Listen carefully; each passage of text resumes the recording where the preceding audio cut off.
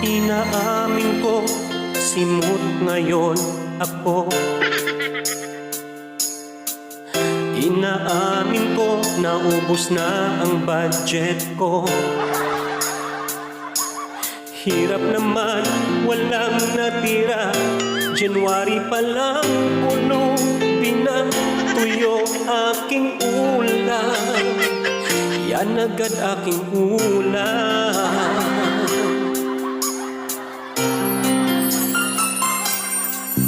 Napapansin ko, lagi akong tulala.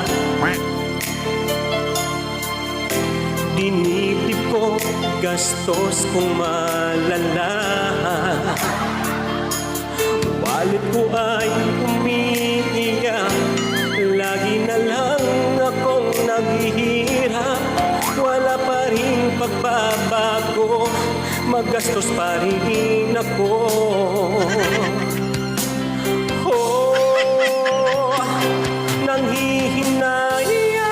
Nanghihinayang sa gastos ko. That's it for today. Bye!